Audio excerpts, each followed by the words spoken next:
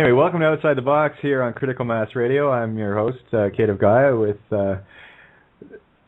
Tony Z. I can't even say co-host because it's not the way it works. We're all hosts here, and of course we have the wonderful Elliot Bernstein, and we're just waiting for Tammy Pepperman to roll in as well. So we're going to have a really, really, really fun night tonight. So anyway, again. Yeah, I know. Wasn't it fun last night? That was an interesting show. Yes, they're all interesting. But anyway, yeah, go ahead, Tony. No, just saying, yeah, it was a brilliant show last night. I really enjoyed it. Managed to get quite a lot of topics looked into and quite a few boundaries moved, I feel. But yeah, interesting stuff. So yeah, carry on. Absolutely. And how is Elliot doing tonight? I'm doing good. I'm ready to go. Yes, you are. Actually, you were born ready. That was the rumor I heard. And I've been going ever since. Oh, absolutely. Yeah, I think that's the same with all of us here. So, I don't know, Tony, where do you want to start? Just kind of curious, because I know we're going to get into a whole lot of different things tonight. I just came off a show, still a bit spinny here, with the group in Italy, with Santo. Crew on the radio. Of course, it's always a lot of fun with translations back and forth. But yeah, we get there, and Terry was there, and we had Bob Wright and Chris Hales from Opt, and we were tackling some pretty tough questions. Oh, there's Tammy now, so let me just bring her into the call, and which she already is. Let me see, Tammy. There you go. Okay, just for reference, Kate, I'm getting quite a bit of feedback here at this end. I'm not sure if the listeners are also. I'm hearing it as well. It's just be mindful, Elliot. If you're not using a headset, we're going to get some feedback. So just be mindful of the volume, or if you're not talking, if you can mute and just unmute when you're talking and mute up when you're not. So, and we have Tammy. Oh my gosh. Hi, how are you? Good. How are you doing, hon? Sorry, I haven't slept. We've just been running all day, and then I was trying to catch a nap, and it just didn't work out. But I'm glad to be here. How are you, Elliot? How are you, Katie? How are you, Tony? Woohoo! We're good. We're awesome. So it's time to have some rock and roll fun tonight. I was just telling everyone I was in a show with the Italians there for a couple hours, discussing a lot of things, basically around the OPPT. I had Chris Hale and Bob Wright in the call, and approaching a lot of the tough questions, and they're both going to be joining Tammy and Pat, and of course I'll be there tomorrow night as well here on Critical Mass Radio. So I guarantee it'll be a very educational show. So it's going to be an awesome show tonight as well. And the whole purpose here is to tonight is just to get a couple of beautiful minds with Tammy and Elliot rocking and rolling, and let's see where we go. Yeah, absolutely. I was having a chat earlier on with Tammy, and from what we were discussing, you were really excited, Bob, because you were telling about some of the breakthroughs that you've had today with the legal system and the courts, the laws, and various other bits. So I would appreciate, and I'll emphasize, a very brief synopsis of what you were explaining to me earlier on. Do you think you could do that for us? Well, what's happened is we got them to defend their title. So throughout this fall, we established the title as the United States. Nobody argued this. Hang on. A bit slower. Okay? Cheers. Well, what's happened is throughout this fall, we personally took on the League of Nations. And what had happened was we came in as the United States. They didn't argue that we were not the United States. Well, and then more recently, we were trying to compel them to maintain as clergy under ecclesiastical law. That's what the courts are. That's what the clerk is. And they decided they didn't want to do that. So today we sent out a pink slip to their employer, which is the House of Lords. So we're like, okay, fine. You have my fee schedules. You owe me a whole bunch of money. And now I guess I'm going to have to seize your clerical goods. So that's where we're at now. And I'm just like, we're doing really good. Okay, Kate's in the best position to answer that comment. With us, Kate? What's the matter? Yeah, I'm here. No, I just kind of getting lulled with what Tammy was talking about. Okay. Yeah, I think we got feedback coming from all three different areas. Okay, here's what we got to do tonight, guys. If we're not talking, we need to mute because it's really picking up bad. So just be mindful of that. So please, because hey, I'm blonde, Irish. I get distracted easily. It's all good. Anyway, no, I totally get what Tammy's talking about. I know what approach she's taking, and it's all about, well, if you're claiming to have a title and you can't stand in it, well, I guess you lose everything. So it's pretty straightforward as far as I'm concerned. That was a pretty quick synopsis, though. Maybe we can delve into a few of the background details as to what the relevance is of what you just said there, Tammy.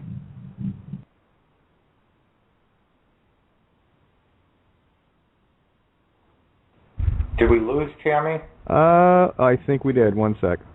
That's very possible because I had a couple of communications with Tammy earlier, and she actually cut out.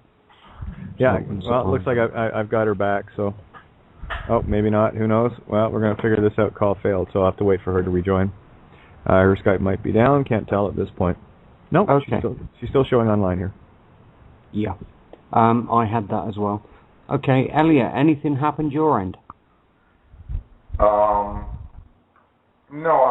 I'm moving forward in my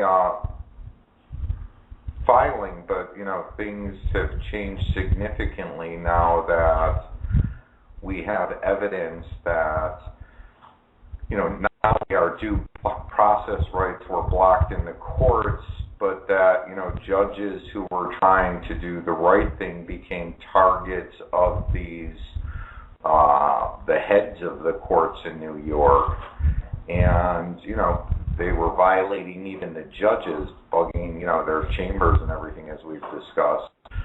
So it's a whole new landscape going into the court with admitted obstruction of justice, them targeting people who are victims of these lawyers in the courts, and just trying to get my hands around the various filings that need to be done in the case, which is a monumental task, because here again we have yet another layer of crimes where we had Anderson, the whistleblower, fingering DAs, ADAs, U.S. attorneys, heads of the ethics departments. We now have judges being targets of that group, so that you can't get justice even if the guy wants to give you justice when you're up against this rogue group of attorneys who seem to have infiltrated our courts and all the way up to the executive branch of that. Yeah, where I think he's supposedly an attorney and a constitutional scholar, Obama. But if he's a constitutional scholar, then we don't need scholars anymore.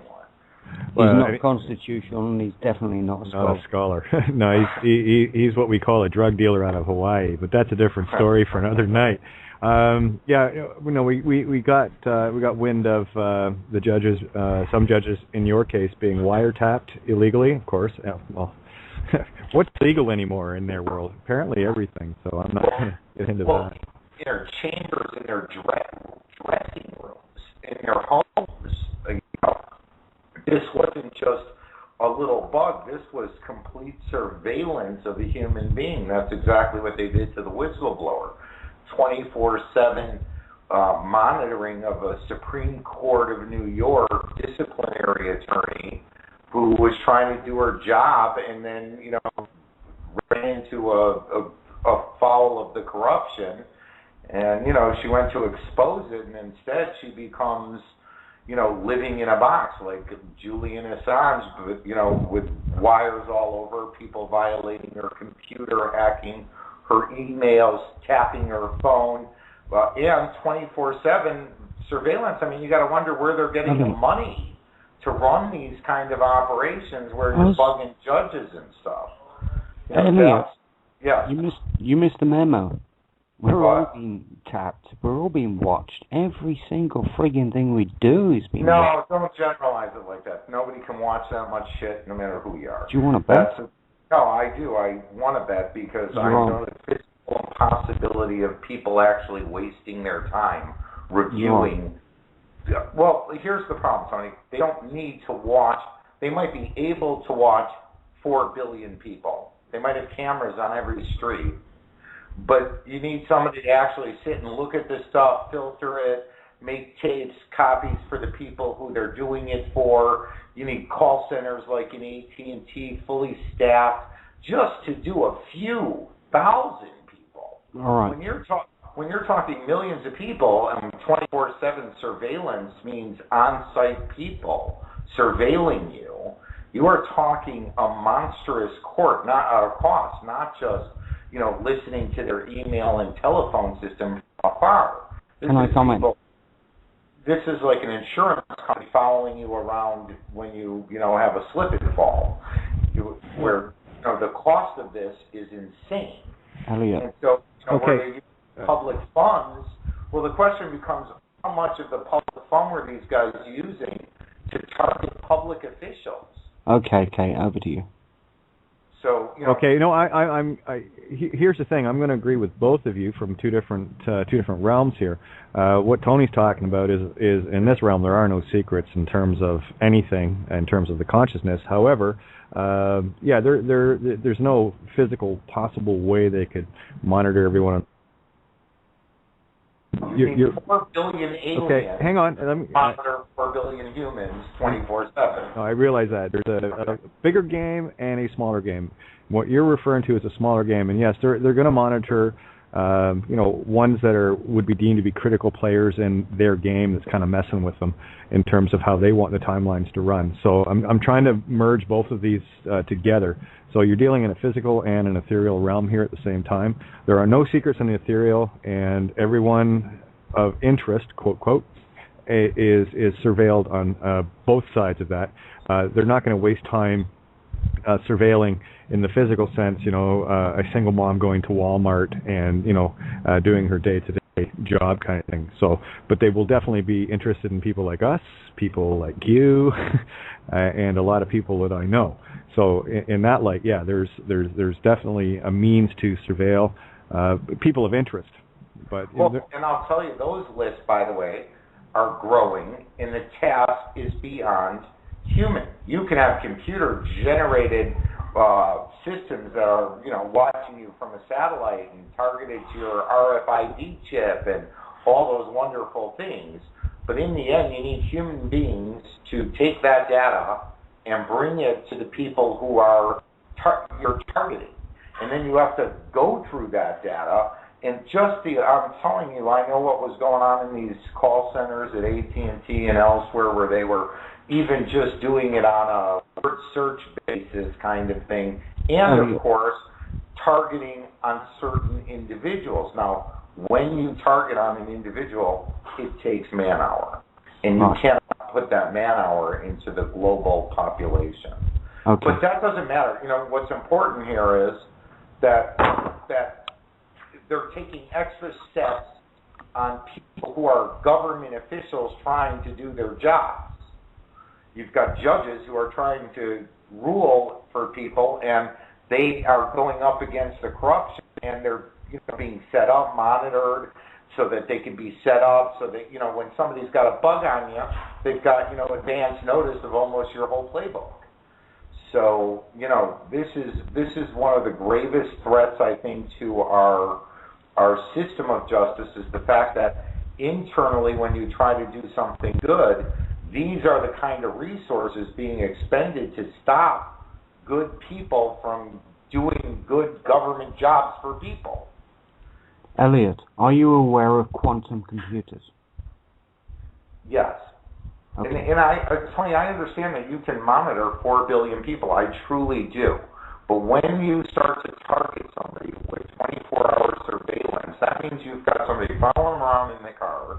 You've got human beings live breaking into their homes, planting bugs in their chambers and office. You can't have a quantum computer go plant a bug in somebody's chambers. You need a physical guy. He needs to, this costs massive amounts of public dollars to in effect, suppress good people in our government.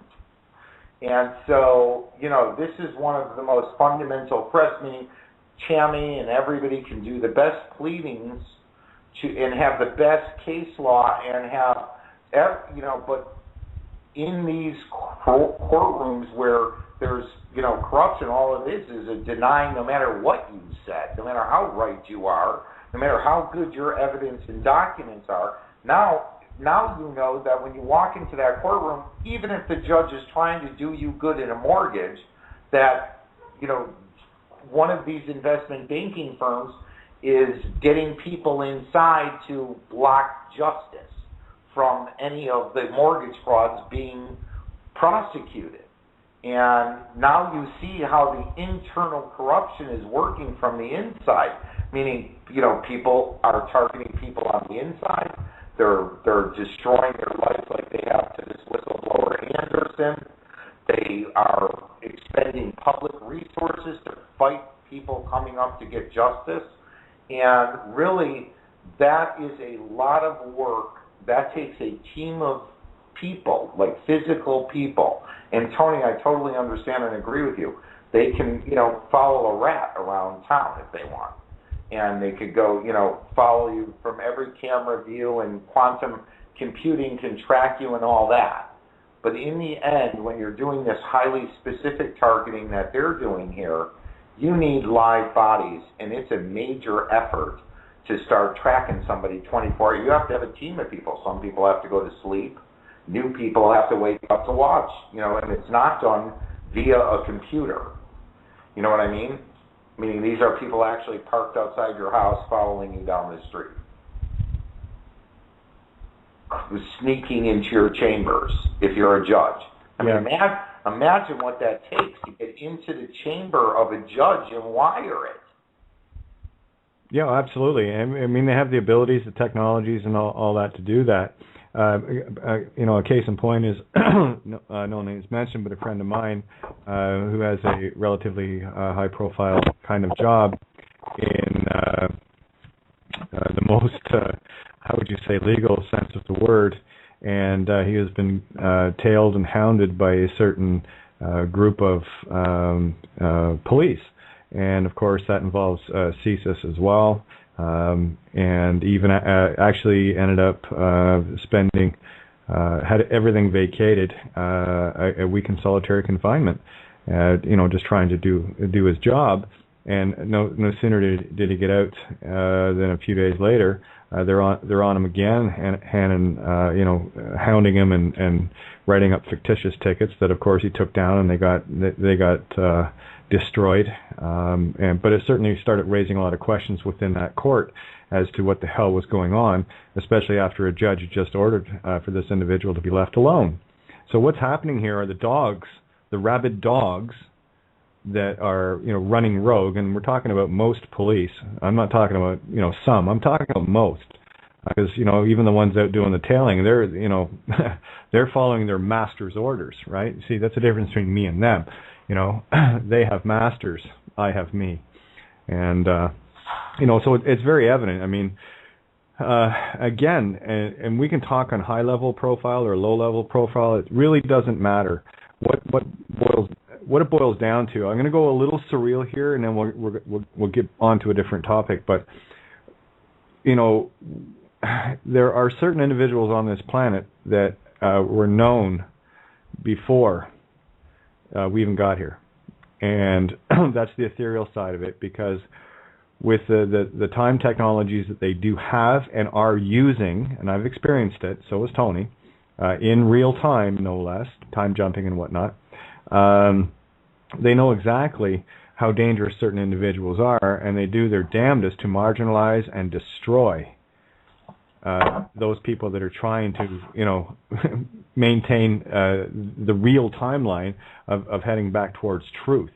So anyway, it looks like I'm going to grab Tammy back in here. It looks like she's back online. Might have had an issue with her Skype. Let me see, where is it? And see if we can get her in here, because she just tried calling. Okay, try that. Anyway, Tammy, you there? I am. There you are. Sorry. That's okay. This is just soft censorship. It is so amazing that they have to hammer just little old me. I'm laughing so hard today. We just did great this week. With them doing what they were doing, and we got the house of the Lord served, so everything's fine. The clerk was trying to avoid service. The judge was trying to avoid service. Senate refused summons.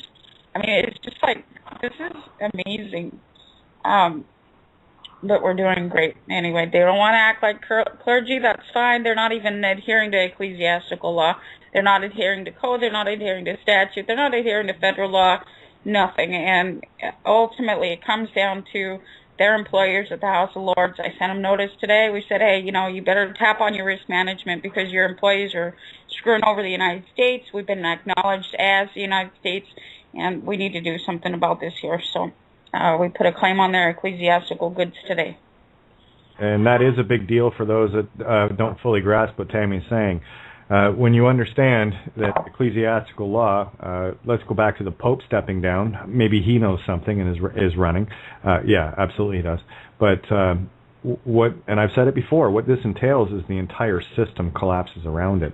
What Tammy's doing and what others are doing, specifically Tammy, is really getting to the core issue of the ecclesiastical, and it brings in the universal law aspect, the one thing they never wanted us to figure out. And this place is definitely stranger than fiction, hey?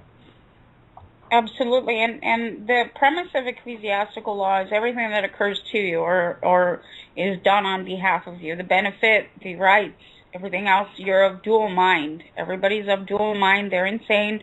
They're being maintained as infants under the law of infants because they can't make up their mind. They have no idea who they are, what they are, where they are, who they belong to, who owns their soul, and they're going off in every different direction, choosing various fathers and various parental figures there. And the premise of the ecclesiastical law is that it's teaching you how to get to heaven. And part of that is showing you, by design, that you are being farmed. You're servant. You're in a colony. You need to figure this out quickly, or else you never leave it, and you continue being maintained under the law of infants. Well, what we did this fall is we came in and we said, no more. We're the United States. What are you doing posting me? What are you doing calling me these names? What are you doing hold me as a fiction? I've already obliterated the fiction. I came in as executor. Hello, you're still administrating me, and we went all the way through. They couldn't argue. They can't overrule us. It's just a part of the game. And just today we put a claim on their ecclesiastical laws because they didn't want to play with the game. This is gaming. The game goes from inception to extension. And apparently they didn't want to follow the rules of their own game. So, game over. Daddy's home. Yeah, absolutely. Yeah, it's that whole question, wait till your father gets home. Well, apparently Daddy's home and he's pretty pissed off. Yeah, not very happy at all. And it's things like this. I know for a lot of people listening, it may seem very, very deep, but it's actually a lot simpler than it really looks or sounds.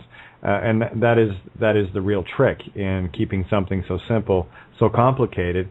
And one of the reasons why that whole legal nonsense bullshit was all set up to begin with.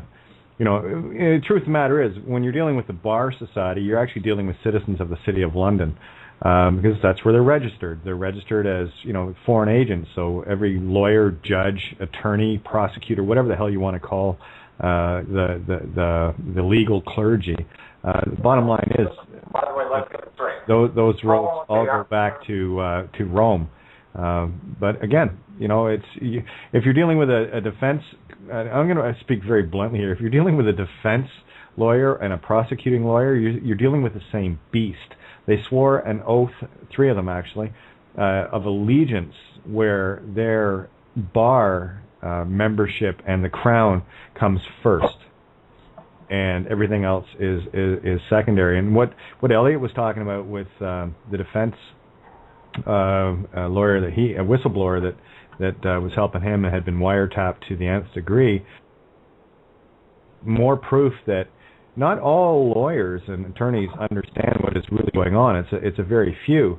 So when you actually get someone that wakes up and in the system and actually tries to do the right thing, they're still bound by their original oaths, and they will do whatever they can and whatever they want to make sure that the bullshit is maintained. And where Tammy's coming in here is she's said, "No, Daddy's home."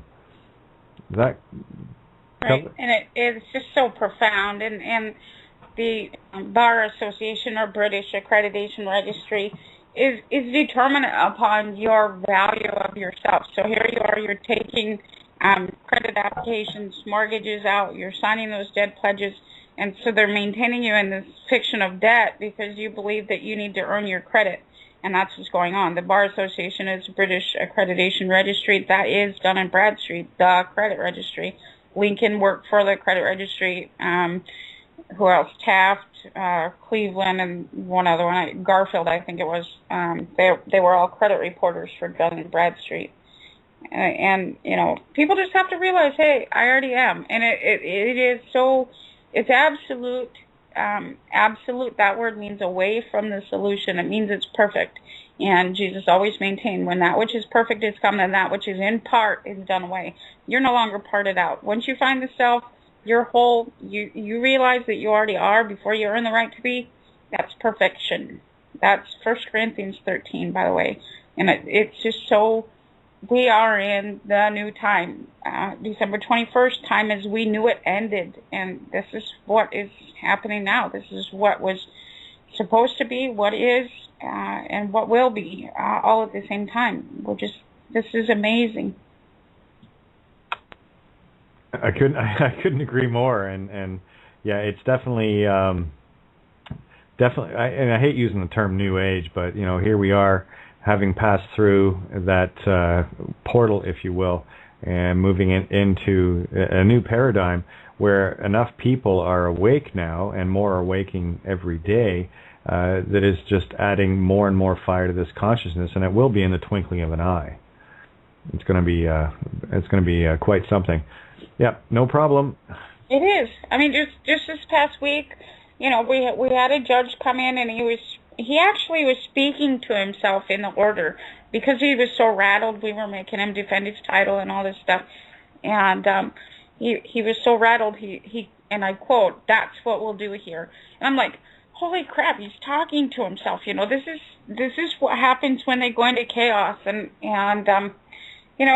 again, we're seeing this firsthand. We're witnessing this all at once right now. And earlier I had several different conversations. I multitasked it all at the same time with Tony earlier, and I remembered after I was bounced offline that he was probably talking about the Dorner conversation we had. And what they're doing is a lot of this is to turn us against law enforcement and all these privateers that are only business persons. They're hired to do what they're doing. And what's going on is the feds are freaking out right now and trying to turn the sheeple against law enforcement, which would invoke the Civil War, the next Civil War. We don't want a Civil War. We want to make sure that the law enforcement knows that we're on their side. We understand that they're privateers. That's fine. Stop privateering. We won't touch you. You don't invoke our fee schedule, whatever else. But what's happening here is the League of Nations is in chaos. They are pissed. They are so pissed because this is their bottom dollar. Human trafficking is maintained by the League of Nations, by Congress, by all of these representatives, and everybody needs to realize who the enemy is. And it's not necessarily law enforcement unless they're psychopathic, which I don't believe that the majority are. We need to take that into consideration, and let's work with each other because it's so simple. We just simplified everything. Everything's fine. We just need to keep going forward and make sure that we're not turning against each other, because we were warned. We're warned all throughout Revelation. Brother will turn against brother, blah, blah, blah. We can limit the collateral damage here just by standing together. Tammy, one of the problems I see in that whole picture is that I believe that this immigration reform might be a way they are using immigration to import militant police thuggery from around the world into U.S. just like in the courts with Anderson, they push out the good people who are there to do the court clerking, etc., and they get rid of anybody who won't step in line with the Gestapo agenda. Absolutely. And we're having that same thing with the police. So, obeying these people might very well lead you into a cattle car. Oh, no. I'm not saying obeying these people. What we have done in my process is we send out the E4 letter. This goes out to the Transparency Board, Federal Transparency Board, and it lets them know that we're not to be mistaken any longer, and it gives them our fee schedule. Okay. The next step in the process is to send out the ordinance of the estates. And in the ordinance of the estates, we're letting law enforcement know that they're privateers. We fully understand that they're fully privateers, and that's okay. Here's our fee schedule. And see, our fees are way more than they're making when they're privateering, so it's not likely that they're going to mistake us any further. And at this point in time, they haven't argued these. The E4 letter went out, I think, in November, and the ordinance of the state, we sent ours out probably within the last month and a half. But there's no argument. These go out all over the place. There's no resistance, and it does appear like they're agreeing with us. They just need to know which directions to go. Well, in the court case itself, we said, you know what?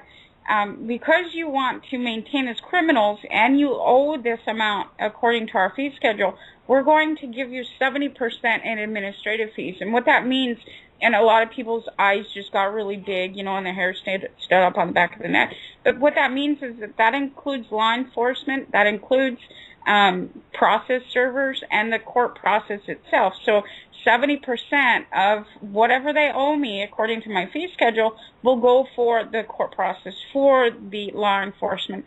And so far there's been no argument. The only argument we've actually had is this judge that was drowning recently, and he's like reaching up and saying, no, I'm a judge. And if you read the order, and we'll release the order soon, we've got to get everything wrapped up here, but what's going on is that you can read it, and it's just like a little 3-year-old throwing a fit. He's like, no, I'm a judge. I mean it. I'm a judge. And we're like, no, wait a second. You only have judicial immunity if you're acting as a judge. And throughout this cause and action, you've been maintaining as an attorney. So what we did was we put on the motion to produce title or quit claim. And what that means is, okay, now show me that you're a judge or you're out of the game. You haven't been a judge. There's no title here. And if you can't produce it and be a judge, then, you lost. There's no enforceable orders. There can't be an enforceable a gavel or wearing a black dress. The bottom line, there's no judicial immunity. There's no sovereign immunity for these foreign states. It's just over. There's nothing left for them. Yeah, immunity is for making a mistake in a courtroom and a bad decision, not committing criminal acts in the courtroom and obstructing justice and denying due process. Those are felony criminal acts. That's why, in my last pleading to the court, that's what I called them. You're a bunch of criminals, so I really don't want any relief from you except for you to turn yourself in. And as far as your authority over me, fuck you. Right, and when you follow through and you stop being a citizen asks for due process. And see, I don't do due process. We put on evidence, and the evidence that we put on court record is just the evidence of their crime, which is the court record. And all throughout this court record, they've been maintaining as attorneys and everything else, and that's how it goes. Here's the evidence that you're maintaining as an attorney representing the bank. Here's the evidence that you're an attorney representing the other party's attorney, or the other party's attorney, or the straw man for the straw man for the straw man for the straw man. It's all the same game. But once you make that record and you evidence or reveal, which is a revelation, then they're just done. Just one moment, please. Hey, no problem. And again, just to follow on with what Tammy's saying, she's not sidestepping anything. What she's doing is making these individuals accountable for their own bullshit.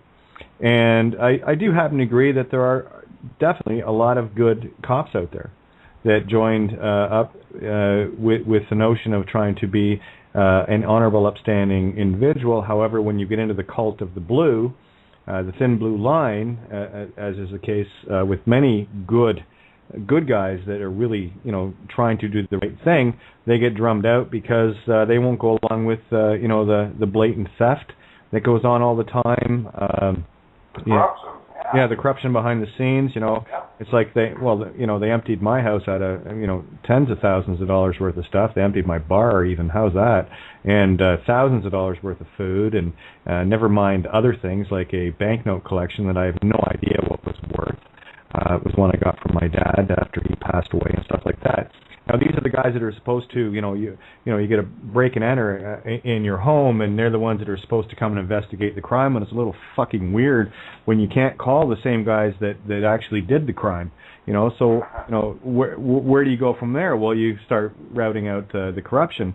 And the only reason that I got they came after me was because I was exposing it, and I was exposing it on very, very high levels, right up to Rome. I don't give a shit. I've got Rothschilds on my email list. I've got Queen, the President, the Pope, a bunch of his staff, a bunch of I've got every district every governor and across the U.S. You name it. And I mean, I'm sure they got a little tired of getting dealt up truth. I mean, hey, I even did all the documentation, recording the fraud that was involved with the Bank of Montreal. Every bank, by the way, is committing fraud anytime they bring up these pieces of paper, because what they're doing is they're aiding and abetting a living soul into a dead fiction contract. And as soon as you hypothecate the document, i.e. put your signature on it, it's already paid for. So anything in terms of mortgage fraud that comes after the fact is still, for me, just a fucking smokescreen. The truth of the matter is, it was already paid. That's what UCC 3-419, accommodating party, is all about. And you better understand who's holding the party and who's paying for it. And other things, you look at the QSIP number itself, or the QSIP bond. That's based on debenture. And that's just the earning power of the human being. Well, the FRN, the Federal Reserve note itself, is backed by the human. So here you have the aspect of counterfeiting, because the human is the original good, and then the FRN represents the human being, which is a counterfeit document. That does not have anything to do with me. It doesn't have the same DNA I have. It doesn't look like me. It's just a representation, and this is counterfeit money. And people need to be aware that if you're backing something, or a dollar amount or whatever else, this is counterfeiting. This is to the detriment of mankind. It's been forged in another name. Does it look like you? No, it does not. But you're the thing that backs it. And lawful money has to be backed by the same thing that it is. Like a silver certificate backs a bar of silver, a gold certificate backs a bar of gold. The FRN is supposedly backing us. It doesn't look like us. It has no DNA value that's representative of us or anything else. And so people need to be aware that this is counterfeiting. We need to get rid of this shit. It's not just human trafficking. It's not just slavery. It's not just human servitude. This is counterfeiting. And it needs to be shut down. And that's the rules of the Federal Reserve under 12 U.S.C. 431. There's no Federal Reserve Charter. That's just a bunch of bullshit. The Federal Reserve ends by act of Congress or by unlawful acts. Counterfeiting is an unlawful act. Human trafficking is an unlawful act. Human servitude is an unlawful act. Slavery is an unlawful act. Child sex trafficking is an unlawful act. Female sex trafficking is an unlawful act. Male slave labor market, that's all unlawful. And these numbers are in the UN report on human trafficking 2009. How did they have these numbers if they're not the corporation trafficking humanity? Bingo. Right on the money. That's exactly it. That was one of the questions that I brought up on that Italian show today with regards to the bond. It's a very, very clear-cut question. How did you circumnavigate the birth certificate bond and the original contract of slavery? And how exactly can you claim to be living if you're operating something within the Uniform Commercial Code, which is all corporate and completely separate? And actually, Tammy, if you can tonight, I wouldn't mind you touching on the whole confederation aspect. of what it is that you're talking about, because, I mean, it goes so much deeper than most people realize, but it's not that complicated, you know. No, and it's not scary. They have a whole bunch of laws. You're surrounded by laws. You're not surrounded by fences.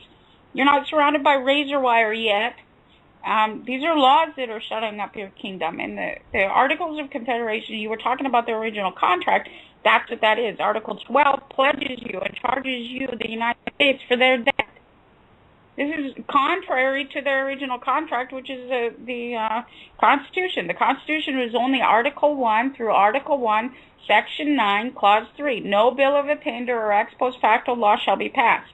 And what the Confederacy did, or the federal state, or the League of Nations, Confederacy means league, what they did was they came in and they altered this contract so that they could cash in. And they've done this without the realization of the House of Lords. People need to understand what's going on here. The other day was the State of the Union address. This refers to you. You are in the Union. As a citizen, people are in this Union. State of the Union means that the clergy for the courts of England, the House of Lords, gets up there and does an address to the holder of the Great Seal, which is the House of Lords. In that address, that is your bill of attainder. That is a bill. It's a bill of address. And he is addressing the House of Lords, telling them, look, these sheeple are all nuts. These sheeple are all criminal. They're all crazies. They're deadbeat dads. They're neglectful mothers. This is what he was addressing. He was telling the House of Lords, we need this funding. We need to take care of them. This is your administration, people. He's the clerk. He is the clerk. He's addressing his boss. So that's what happened this week. They screwed up. We walked them right into the chute. I put myself in their presence, and I said, you know what? Have at it. We went backed everything up and said, look, somebody else is my executor. What the hell are you doing here? What the hell are you doing? And he kept going forward, trying to administrate me executor de Centaur. At this point in time, their assets are seized by their employer because I tapped on their employer and said, what the fuck is going on here? Look at what they've done. They are not adhering to ecclesiastical law. I'm a female. This judge, I went in there claiming injury by a sheriff. A sheriff injured me or put me into law. This judge did not protect me under the laws of feminism. He didn't do anything. He represented somebody else. He represented my word, changed my motion into what he wanted it to be sua sponte, which is indicative of mental insanity. You know, these things, you just have to walk them in there. You have to make the record. You have to maintain the evidence and prove what they're doing. You have to evidence it. This is what revelation is. Revealing them for what they are. Exactly. You know, the only thing that's gonna stop a bullet is not a piece of paper you hold up to say, look at this, because it's gonna go right through. Bottom line is, when they're confronted with the living I am, me, actually my vessel, this thing that I travel around in, I call them meat sticks. This is my address. That's why you address people. That's why you address people. Absolutely, and they are not to be speaking your name in vain, and that was the most integral part of our entire case. We came in, an attorney was trying to post us contrary to the Treaty of Amity, Commerce, and Navigation. We said, don't post me. On court record, he said, I'm going to still continue to post them. So there's the evidence of him violating the Treaty of Amity, Commerce, and Navigation. This attorney is so... He's absolute failure. He doesn't even have his usage under the doctrine of useful idiots. You know, here he is, and then at the end there, he came in as representative to the federal state, and I'm like, okay, okie dokie then. So it's game over. I mean, we've had so much fun. I've never had so much fun. Usually, when somebody's gaming, you get the low key idiots first. And then it gets better from there, and you go up against intellect. But apparently that's not this process anymore, because we started out with an idiot, and he continued to be an idiot. And the other idiots they threw at us, they're even dumber than the last one. I think a lot of them are fleeing the house, the sinking ship. So I don't know what it is, but you're there's left such... with complete idiots. I was going through. They don't even pick up the phone anymore. Me and a friend of mine were trying to call just some government people for it the other day, and it was nonstop. I think we spent the whole day trying to get to nobody and achieve that. We achieved nirvana in government. We were unable to reach a human being. Right. We called with Crystal Cox, a blogger. I called the WIPO where they issued a ruling against us where I didn't even know I was in a hearing and had no response.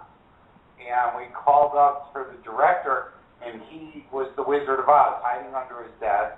We went through a transition of phone calls from everybody saying they couldn't talk to us. And basically that's where we're left with this organization. Nobody, I'm hearing, Tammy, that in these courthouses with these mortgages, it's like hot potato. Nobody wants to touch them because all the documents underlying it are fraud and bullshit. So absolutely. The judges are leaving going, hey, I already stole enough houses, and this shit's getting hot, and people are asking questions about the forged documents we did. Absolutely. And so what are we left with at the courthouse but a bunch of low-ranking mobsters, basically, is what they appear to be. And they have no idea about the law or due process or process at all. Meaning we are left with people who are there to not answer the phone. Right. Well, I was going to say what you're left with more than anything else is the system that they swore allegiance to is now tossing them to the dogs as collateral damage. So there you go. There's the people you work with. Absolutely, and it is sad to see. We're watching them draw and quarter each other. They're tearing each other apart. Like hyenas at feed or something, and it's so sad because I know that this low-key attorney is not part of the game. It's corporate counsel, it's the board of governors. These people are the directors in the back telling them how it goes. The clerk is the orchestration for the whole thing, and they're just maintaining under the corporate counsel or board of governors. But that's the thing. This idiot, the governors, it doesn't get any worse. I was expecting something worse. I was expecting, at any moment, alphabets to raid me, and nothing ever happened because they're just stupefied. They're absolute idiots. It doesn't get any worse than this, and it's like, okay. I'm not complaining. I'm definitely not complaining, but this has just been the weirdest and most amazing experience of my life, all at the same time. Yeah, I got to tell you, it's surreal to walk into court where nothing's being followed, none of the law. They don't follow any law, and there's conflict everywhere, and everybody's in bed with somebody, and they're stealing people's property, and you just sit there going, what the fuck is going on here?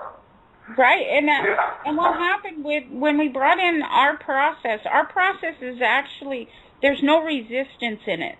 I don't defend the name, I don't defend a title, we just go in there with evidence and we're like, this is what you did, this is what you've done. Now is this appropriate under the law? And we went through every law. We went through the treatise, we went through the Constitution, we went through the Articles of Confederation, now we're up to ecclesiastical law. You have to dirty their hands in order to out them, eventually. But it's like, that's fine. If you don't want to follow that law, let's try this one and this one and this one and this one. And like I said, eventually you just seize their clerical goods because they're not even good clergy. They're not even following the ecclesiastical law in any way, shape, or form. And that goes all the way back to the Syncrenicity Act. It just invokes the act again and says, well, okay, somebody's coming to claim the estate. We don't have any allodial title. So apparently they win. And it is. It's Roman law, winner take all. And again, Satan just resigned this last week or so. So I'm like, we got that going for us. Who, the Pope? Yeah, that's the father. Pope means father. Rasty the nasty? Ratsy, the Hitler Youth Nazi, yeah. Not just Hitler Youth. He was the Luftwaffe pilot. He was a major warrior. He deserted his troops. And one of the little-known facts about Pope Ratsy the Nazi, just for you folks, is you might have all heard of Operation Paperclip and stuff.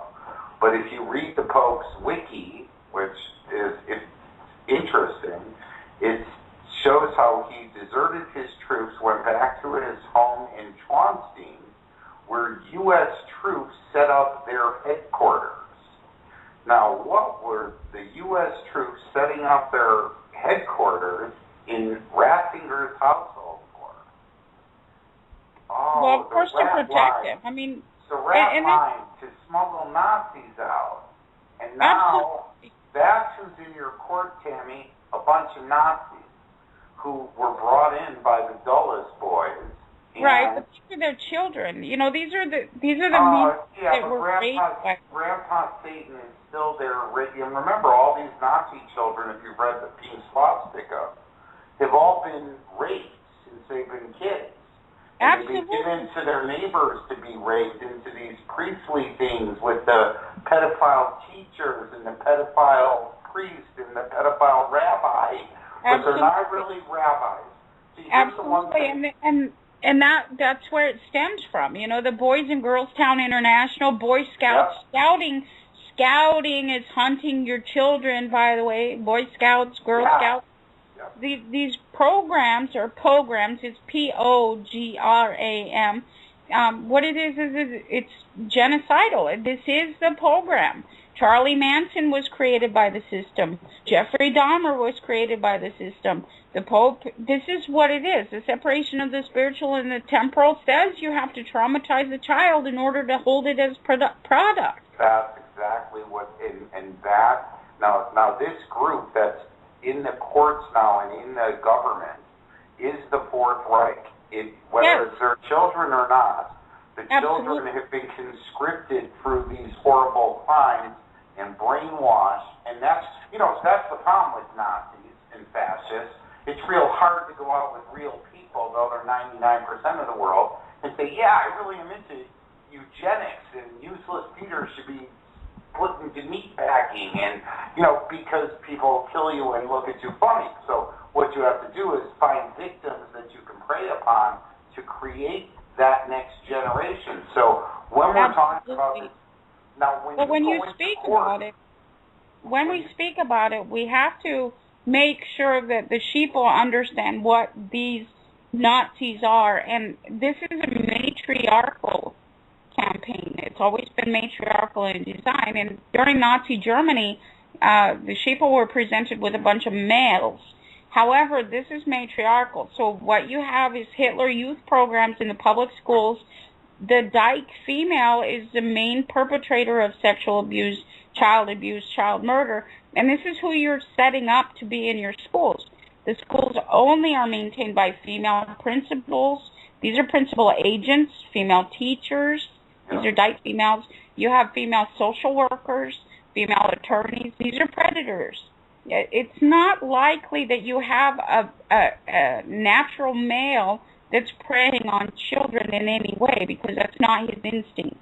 It is the broken female or the socially engineered female psychopathic that is capable of preying on children, females, and males. And you need to read the UN report on human trafficking. There's plenty of males doing it too. Oh yeah, but those are effeminate males, and that's why I drew a line between natural male and effeminate male, because the effeminate male is just as backwards as the dyke female. These are batteries. The construct of energy is that it's free flowing and it's an alternating current.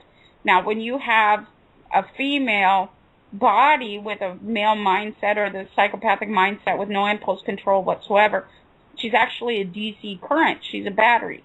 And that's what's happening in the effeminate male. This is all determined upon genocide, which at the core of it, it's current side or current C, the action of killing the current.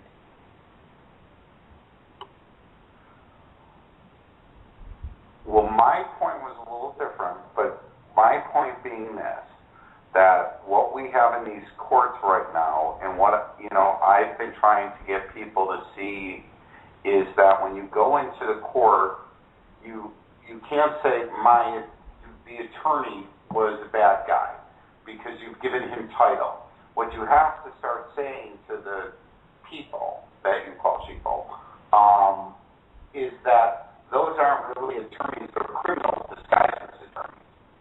And that's not a judge, he's a criminal wearing a judge's clothes. Right, but you have to go to the foundation of what an attorney is. To attorn means to go to another landlord. And that oath that they take, I demean myself as an attorney, that's the word, it's 3 words. It's de, me, and, which means of myself I give. And so we go back to the Expatriation Act that Lincoln signed in. That was allowing the attorney that goes over as a citizen and repatriate under their own father, which is the Bar Association, British Accreditation Registry.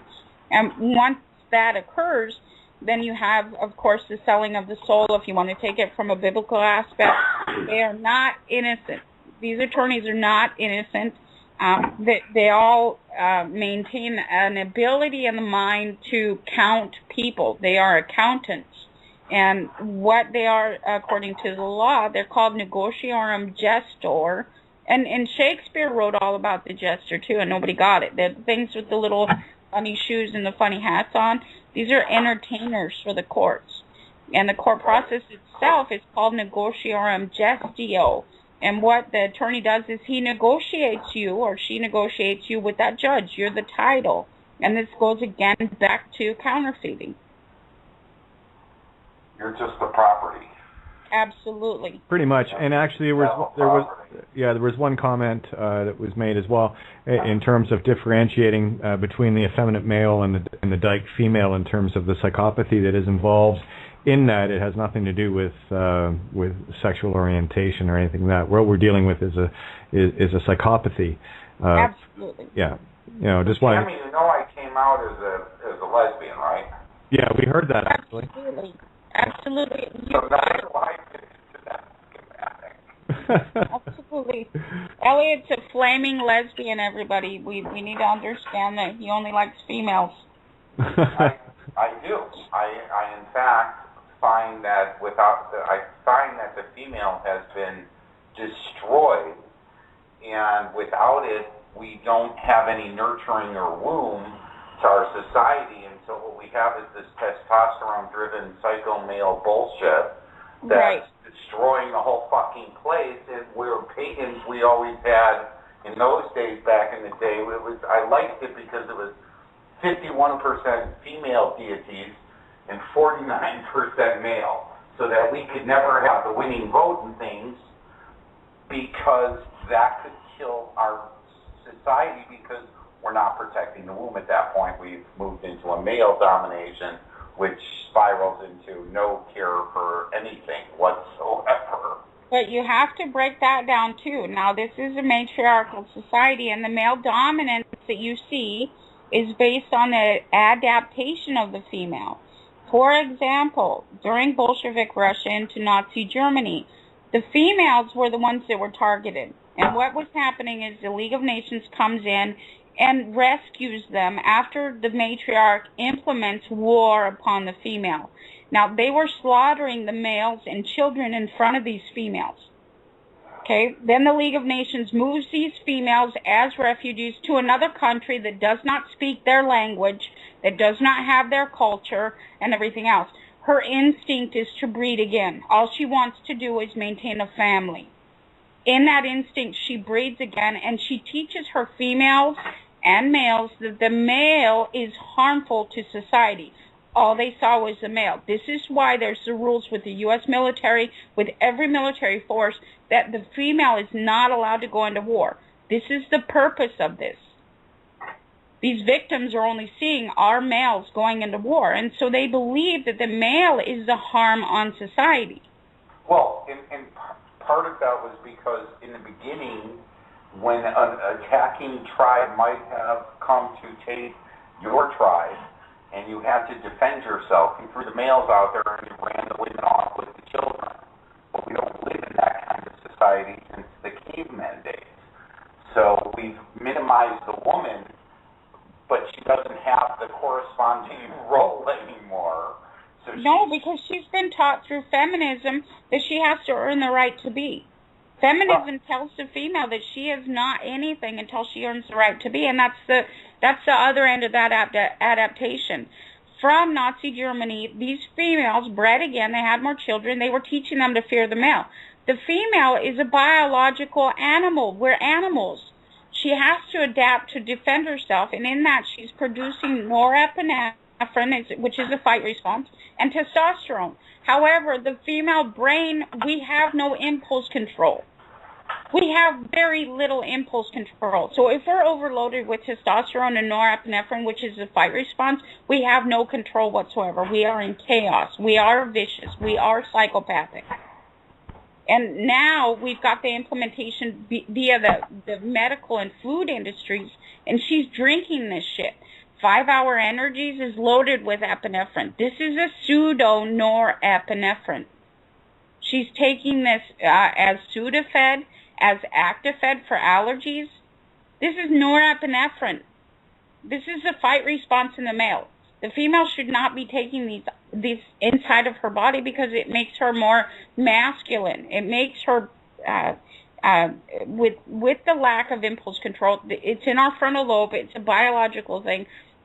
With that, you cannot be overloaded with testosterone and norepinephrine because you're going to be psychopathic. This is what they intend on. You are to be a harm for children. You are to be a harm on society. You're supposed to be in chaos because that's politically correct. It is not correct as to our biology. It's the same as the male hormones in estrogen, etc., in lager and stuff in the UK. They're flooding the male aspect of society with the same sort of thing. Absolutely. They're feminizing. The BPA in any of the plastics, we're feminizing the male. So he's overloaded with estrogen. We're completely ass backwards than what we should be. You know, and that is politically correct. We just have to get back out of it. You have to back out of it. You know, and it says this in Revelation. Jesus said, you've been eating shit that I don't think that you should be eating. You know, and people need to be aware of this. Go to the Codex Alimentarius, go to the index feature that they have there, and then go through your pantry and see what you're consuming. You're consuming drugs. How about they got you drinking cow's milk? They've got you drinking another animal's milk that's filled with growth hormones that you wouldn't give to your dog. Absolutely. And how people have accepted that we're carnivores or meat eaters when our bodies are completely herbivores. There's not a single drop of even omnivore in us. And yet tell somebody that, you know, they're eating a steak, and vultures usually eat that, not the lion who eats the stomach contents with the plant life energy that only living things can get life from plants. And they look at you funny. They don't understand that, you know, we ate meat as a society when the crops failed, and we were done yelling at the women at why the crops had failed. And then they said, go hunt something. And we were like, what? We got to go out there and chase around some rabbit? You got to be kidding me. Because they've made us hungry. You know, the human body, we photosynthesize. We need sunlight. That's the only thing you can eat is things that have photosynthetic value. Even if you're eating an animal, you're trying to get the plant life out of it. Absolutely. It's all about light. I'm an absolutely very proud black woman, but I'm extremely vitamin D deficient.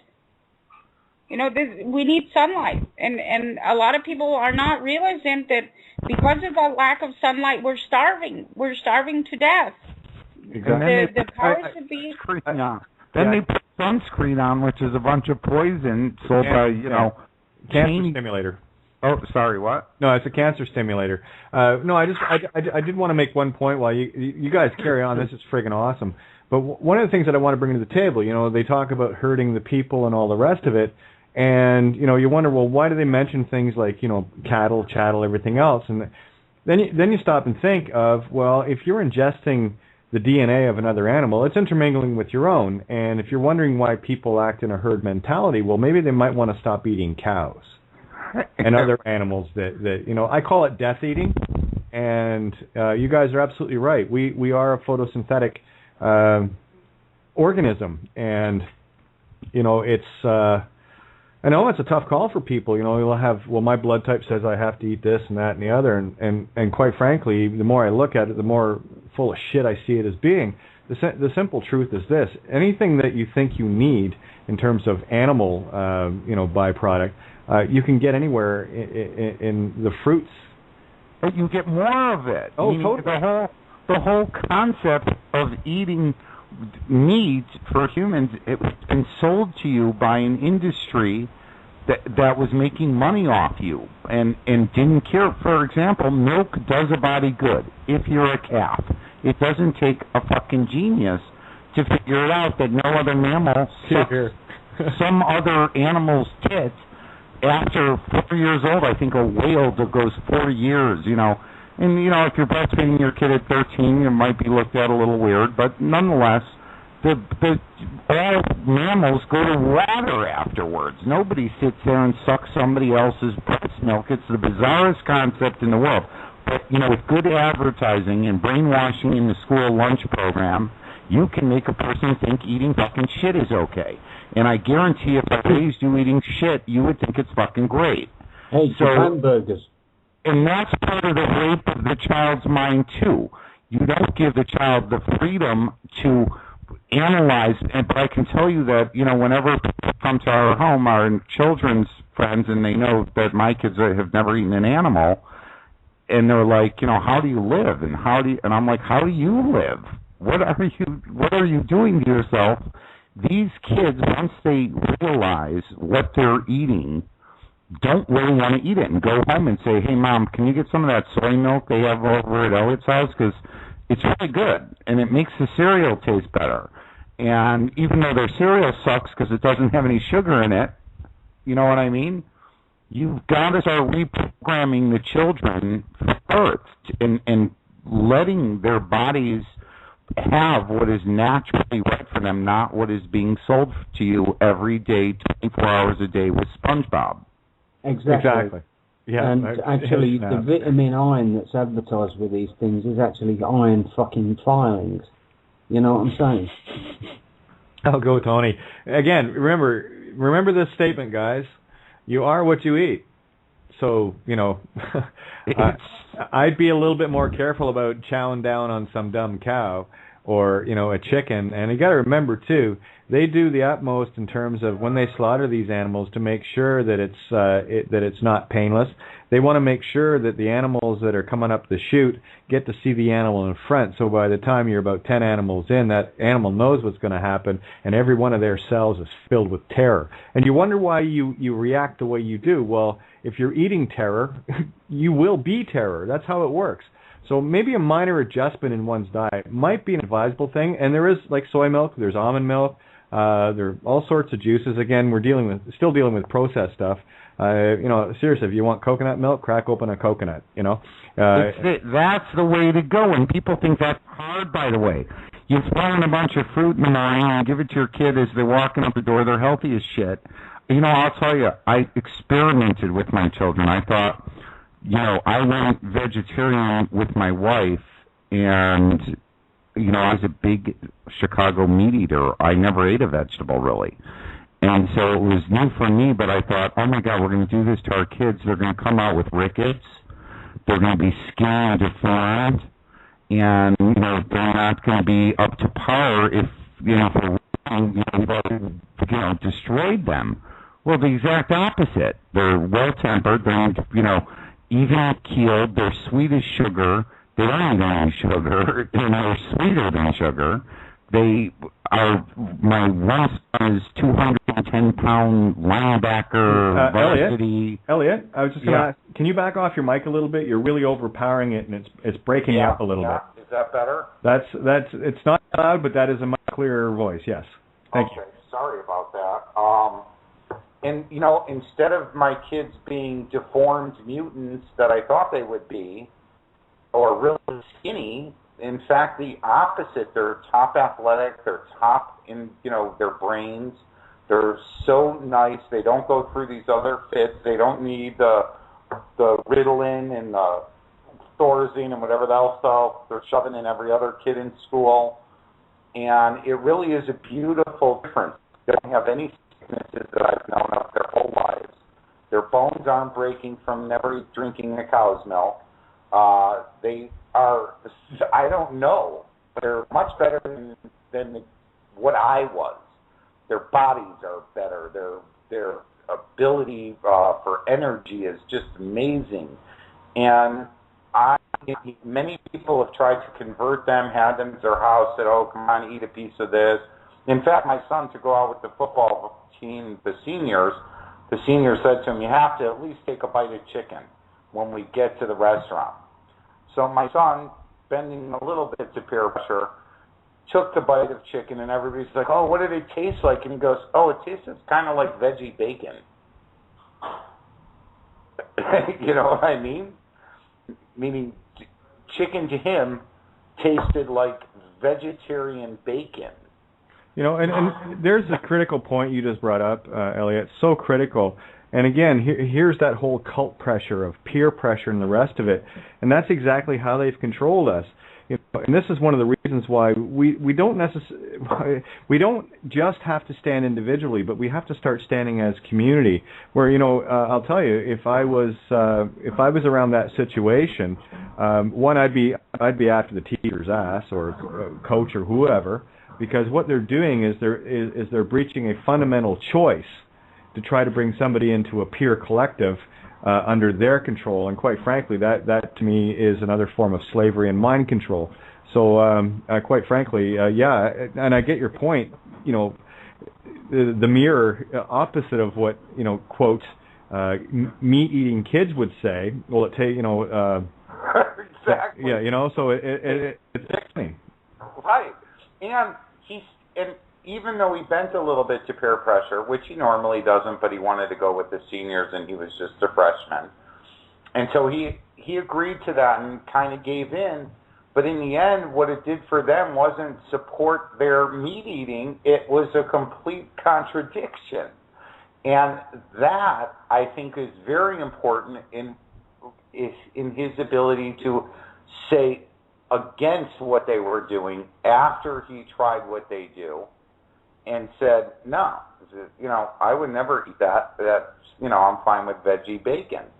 And that's important when the peer pressure is on, that even if you bend into it, that you still maintain your own thoughts. So, oh yeah, okay, I smoked your drug, and, okay, but it's not what you think it is. You're addicted to it because it's good for you, obviously, but not for my body and me. I tried it once. And I teach my kids, try everything 3 times before you say no. And so he took his one bite of meat, and that he's got 2 more, I guess, in his life if he follows that rule. But, the truth is, my parents tried. They took him on vacations and said, oh, eat, and they don't want it. They're perfectly healthy, and they're perfectly fine, and they reject it, and that's how we have to start this, one kid at a time. It's my other son wanted to play the Call of Duty. He's very young, but his brothers played it for years until they grew up and realized that it's a war game teaching them to kill people. But you've got to let them play, or else they'll leave and go to somebody else's house to play it, and you won't have the ability to teach them why it's wrong. So I try not to deny it. I try to give it to them and now say to them, look at what it's doing to you. You hear all these bad words being screamed into your brain all day. You hear all this hostility, and then you become hostile. That's why your brothers have quit the games, because they change you. And you want to be like this? And now he's starting to reject those games and play soccer and more normal type games that aren't as destructive to the brain. But if I would have said no, I would have increased his desire to play, and he would have found an outlet to go to somebody else's house where the game is. So, you have to give them a taste of society, like the news, by the way, guys.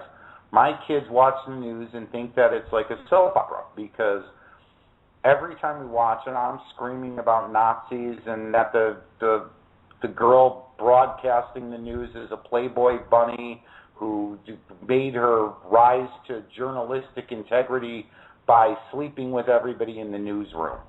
And that's who's bringing you your news today, not a true news journalist.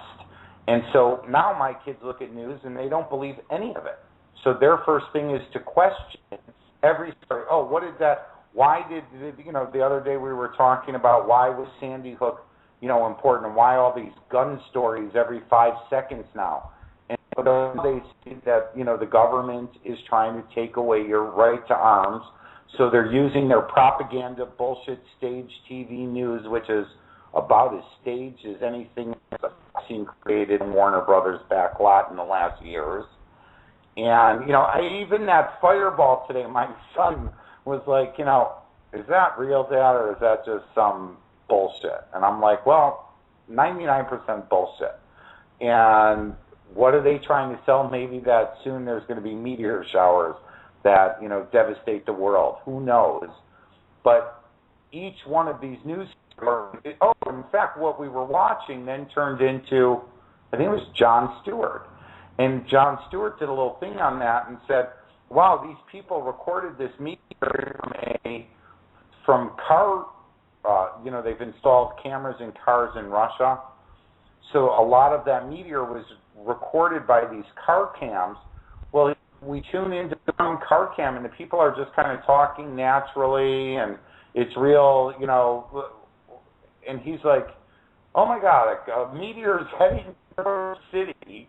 It's right off there in the distance, this giant streaking thing. And these people are talking like, it's over a cup of tea. Oh, look at the thing in the sky that can suddenly impact our town and blow us to bits. Not at all, because it was all bullshit.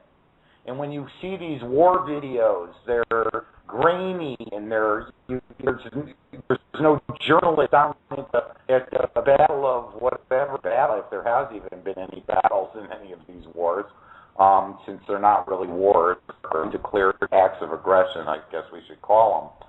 But again, what are you seeing? Propaganda. It's, oh, look at these guys on a jungle gym training in the middle of the desert with sandals, and wow, we use all of our muscle to beat these guys up.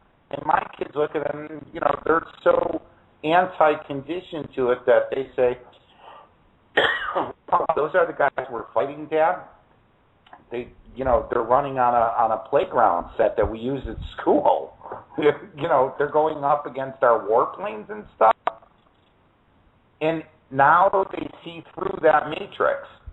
And you've got to start anti-conditioning your children immediately. You have to take them off the drugs, take them off the brainwash, clean out their bodies from the food shit they've been stuffing in them, and de-poison their brains and bodies, or else they really have dumbed down the children. And then we don't have a fighting force to turn, and we don't have a rebellious citizen dumbed down society. Well, I'm with you on that. So, yeah, you're not going to get an argument here.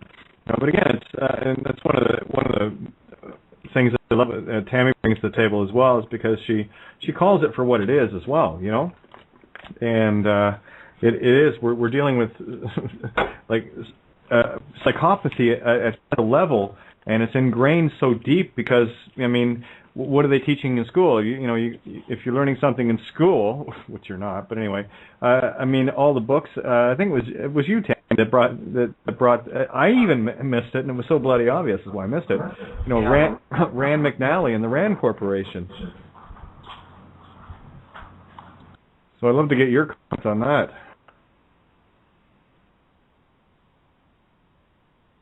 Is Tammy with us?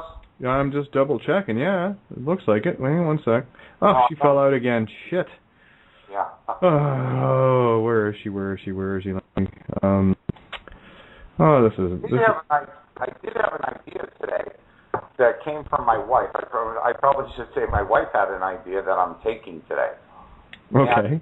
And just as a sidetrack, but it has to do with Tony's conversation with me about doing some internet commercials during these shows and trying to get you guys viewership and contributions to your shows, because everybody should be contributing to these shows, $10-20, and I will afterwards for having the ability to broadcast my views and it in a forum that isn't charging me in any way. And so me and Tony were talking about ways to get this internet marketing where people can support these stations and your programs like a public broadcasting service, because they're our last great hope of free press. But in talking about that, my wife came up with an idea that I thought was great.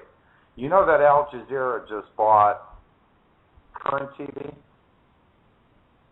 correct? I'm not familiar with it, but it wouldn't surprise me. Okay, Al Gore's station, Current TV, was sold to Al Jazeera Network. Oh, I did hear about that, yes. Okay.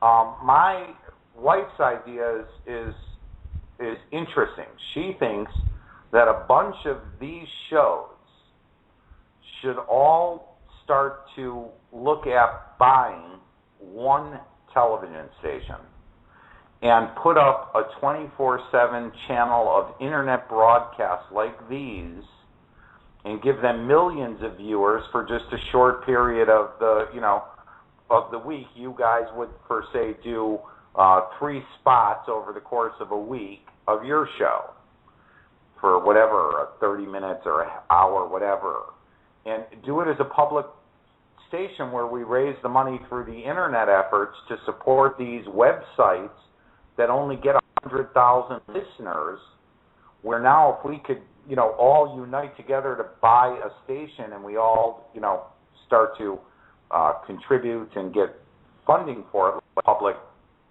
station, imagine how many viewers on that shitbox who are tired of watching the same Barney Fife rerun are going to turn into these internet shows that are very hard to catch on the internet, without going and backlogging. There's so much of it. But imagine if all these bloggers who have shows like you guys start to have, 100 million people listening in. Now you're really getting your message out there. You can't do it on a television station alone because you don't have nearly enough content. You know what I mean? Alex Jones doesn't have enough context to really do a station. So the only way we could get enough content is to band up, Gary Knoll, your show, and everybody gets in on it without advertisers. So it is a lot of public, raising the funds and stuff like that. And to buy the station obviously has a few $1 million cost, because they don't let you into the game without a few million to get a channel. But I think with some real Current TV, all these different internet TV things that, we're tuning into and getting our news from, to give them finally a chance, just a few minutes a week, an hour or two, to broadcast to a grand audience would be fascinating. And I'll bet you that people will start turning that shit CNN off in a heartbeat, where they can, listen to a really exciting story brought to you by somebody with a brain.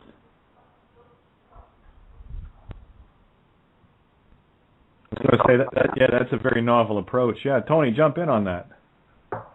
No, you actually pinched the words right out of my brain. I was thinking what a novel approach that would be, But yeah, interesting stuff. Yeah, it sounds fascinating. I'm still mulling it over, but yeah, it sounds really good. The only thing that, people would buy that. That's the point. Because, they get nothing anywhere else. And this is the point. So, yeah, I'm interested in that. I'm going to give it some thought. And, Elliot, are you up for helping us doing it, my friend? I'm always good to raise money for things.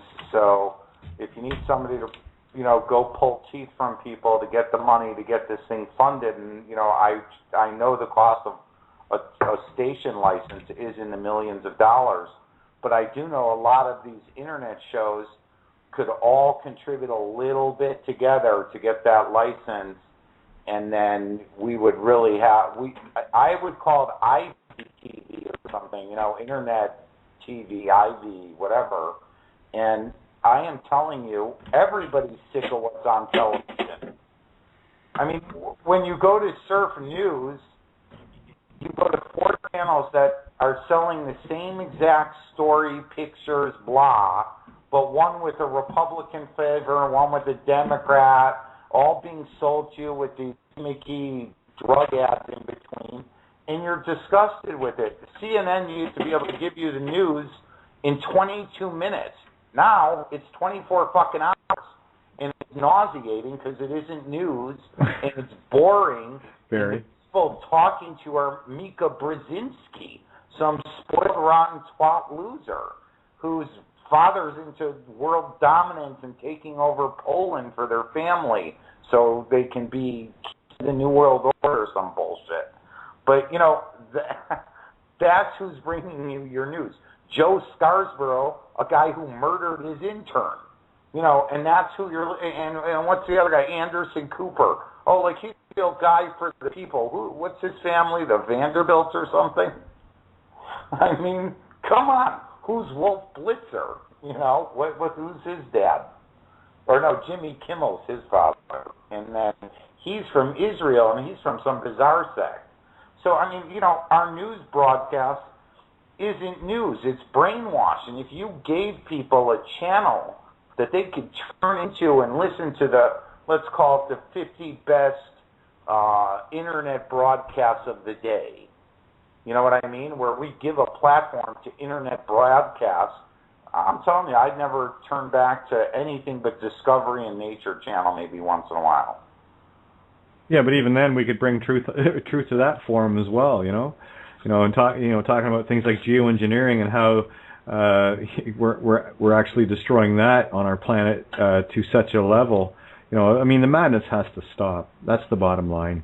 Exactly. And we have to be the ones to do it. Exactly. Just for an example on that, I mean, Prince Philip was one of the major, he's the principal, basically, of the World Wildlife Foundation, or Frontier, or whatever it is. And he's been out killing most of the wildlife, and it lined up, ready for the slaughter. I mean, well, yeah. Look at the the one day's outing. They slaughtered 50 boar, 50 of them. Wild boar. I mean, what is that all about? I mean, these people aren't happy unless they're killing something. That's the problem. It's the agenda. Wipe out the wildlife. Wipe out the resources. Wipe out anything that's free. Wipe out, the fish. Wipe out, everything that's natural. Contaminate normal plants with genetically modified plants. Contaminate people with vaccines and medicines. It's all destroy, destroy, destroy. And that's the problem. That's why we need to deal with it.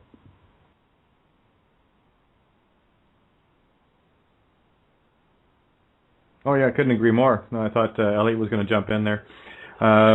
Still waiting to find Tammy here. So it's looking like they've bumped her offline, and I'm not sure. Well, go figure.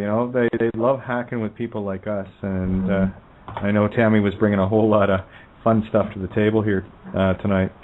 So anyway, carry on, guys. I'm loving this. No, it's all cool.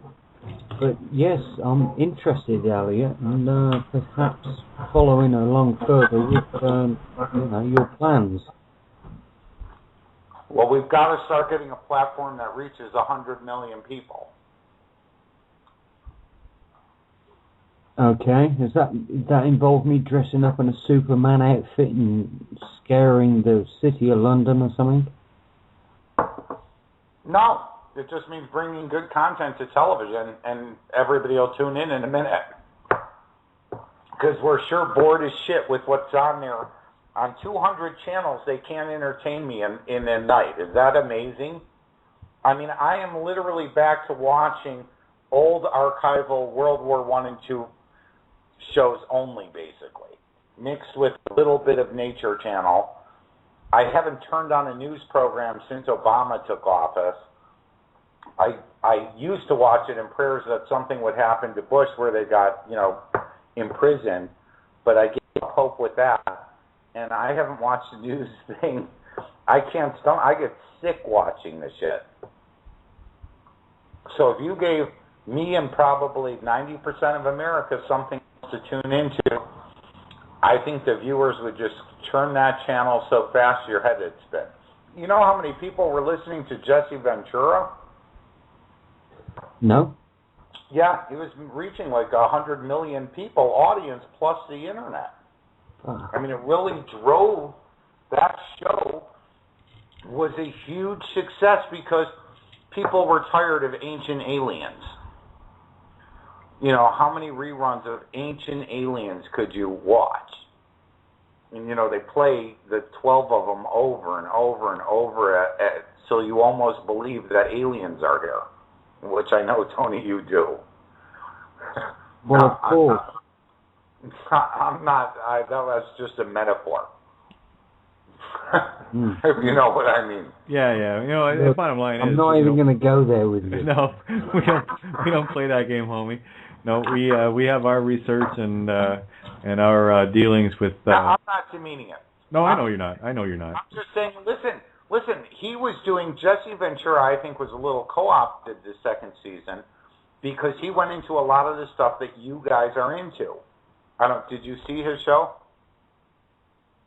Oh yeah, I mean he's done some pretty powerful shows, and again, you see there's a fine line between education and fear porn, and I think you're right in terms of the co-opting a little bit, but again, it's still done slick enough that people will watch it, and there's still enough truth in there to make people question what is going on, and the call centers and the prison camps, the FEMA camps. I mean, when that's hitting 100 million viewers, people are waking up. And even if they're just saying, could that really be true? At least they're now questioning it. When you do it on the internet like he was up till that show, yeah, he and Alex Jones reached 200,000 of us, but that's about it. Here he was getting 100 million people. There's a big difference when you're syndicated like that. And the power of us getting these messages out to the mass might actually be facilitated using an instrument that most of us now hate, the television. It's almost counter-brainwash, let's call it. Yeah, there's a bit more to it than that, though. This is part of the problem. Kate knows where I'm going with this, but the information connected to television first. It isn't just information. It's frequencies, it's radio waves, it's all sorts of other aspects of mind control that are coming through. But anyway, the point being, I appreciate where you're coming from. At least if we had a chance of going out through the television, we'd stand a chance of reaching more people. Yeah, cool. I'm up for that. So, yeah. And we only have to buy one station, and believe me, we've got enough content from the internet to run 24/7 forever. We don't even have to go do what other stations do and find content. We just bring either the most radical, the most health-oriented, and there's a ton of guys like Gary Knoll and all these kind of guys who would have enough content to fill up like an Ancient Alien on a channel, where you have 15 shows, and you run those 15 shows for this year. And that's a lot of, how many internet sites would be willing to put their content into that format for us, and it's only a little bit of, technical changes to make it, broadcast on the TV. And I think we would have a station, if we could get it organized and mass marketed through the internet to the big players, we would get a station within a few weeks, I think. Well, if you're interested in putting that proposal together in a solid form, I'm bang up for going along with it. Okay, I am willing to do a business plan for it. Okay, well, you've got the job. Simple as that. Syncrenicity.com is being set up as a synchronistic university, and we're doing our best to bring in the best people, the best educators, and the best information. No matter where it comes from, we're willing to take all of the people from all of the different aspects and genres, if you like, and bring them through to communicate. So, yeah, over to you. Yeah, you should have a synchronicity show, like you do on the internet, and now it's just reaching a bigger audience. Totally. Yeah, bring it on.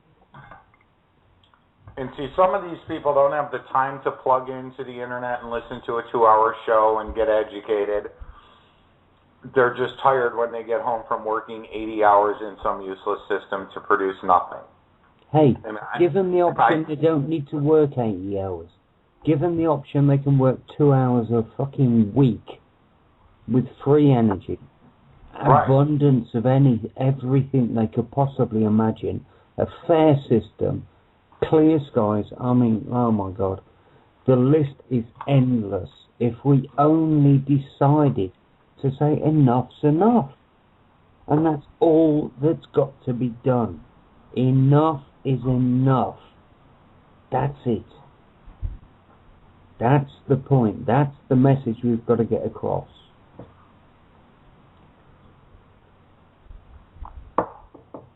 Totally agree. And that's what we do every week, every day actually now. It's 7 nights a week here, but, again, and it's about, not necessarily the best of the best of the best, it sounds like a Men in Black line, but the thing is here, what we're doing is bringing everyone to the table to not only, share truth, but also expose those that are claiming to share truth, and, putting the tough questions to them, where people start becoming critical thinkers again, because that's exactly what we've, been totally indoctrinated away from. We've been told what to think, not how to think, and that paradigm shift is well underway, and the internet is one of the main things that has caused that. And truly, there's a reason why they wanted to shut Tesla down, because free energy and the ability to create matter with this technology shuts down every corporate concept on the planet. It kills mining, it kills forestry, it kills religion, money, everything. Not farming. Oh, farming? No. Well, you can't. There is a technology to bring protein out of the ether. So I mean, if that's the case of people needing food or whatever, I go right to the Star Trek replicator concept, which is exactly what this represents as well. You want your Earl Grey, black, hot, order your Picard style tea, right? So, and that would kill the whole system. Then there would be no need for privateers to go out, dogs chasing cars for treats, because money would instantaneously become a thing of the past. Destroy all the banks. What do you mean I don't have to go out and work 40 or 80 hours a week to, feed my family? I just have... Pay my electric bill. Oh, exactly. I mean, all your money is going to power. Tax. Here, for example, they've got you paying the gas to go to work at their job. Why? They should pay for the gas because they're doing a job for them. They've got you buying your computer and working at home. Why? They should buy all that for you if they want you to work from home. And you think you're getting some benefits spending your disposable money for food and your children. on a computer to go do more work for the company that's not paying your expenses. It's crazy. Yeah, the whole system has gone bonkers, and you're right. The free energy they've been bothered by for years, they know it's coming. That's why they've been jimmy-rigging these oil prices with these bogus wars and inflating the price to some astronomical, because they're bleeding it for everything they can, as they know new technologies are any day going to replace them. Again, this is a big-time plan. We had Richard Dolan on last night, and Richard Dolan's one of the world's apparent experts on UFO technology and hidden information. And, I started going through some of the real sciences and stuff like this. Anyway, cutting a long story short, what people have been told is complete bullshit, basically. And that's the problem. So we need to start re-educating people from the bottom up, so that when they understand that when they're trying to look at these realities, they have a reference of solidity to the information that they're proclaiming. And that's basically the point. So we need to change the paradigms of many, many people. Well, that's right. And we have to reintroduce the femme into society. And that starts with your children. And you've got to protect your children from these people every day. You have to teach your children what's bullshit and what's not. And once they get it, all their brainwashing techniques, Tony, their microwaves at your brain, all of it bounces off you for some reason. Because I can tell you, my kids they think for themselves, they research for themselves, they form opinions for themselves. They don't buy into any of this shit anymore. They never bought into it because they were born free to choose, but not stupid, so that they didn't see that people were trying to take away their freedoms marketing to them all day.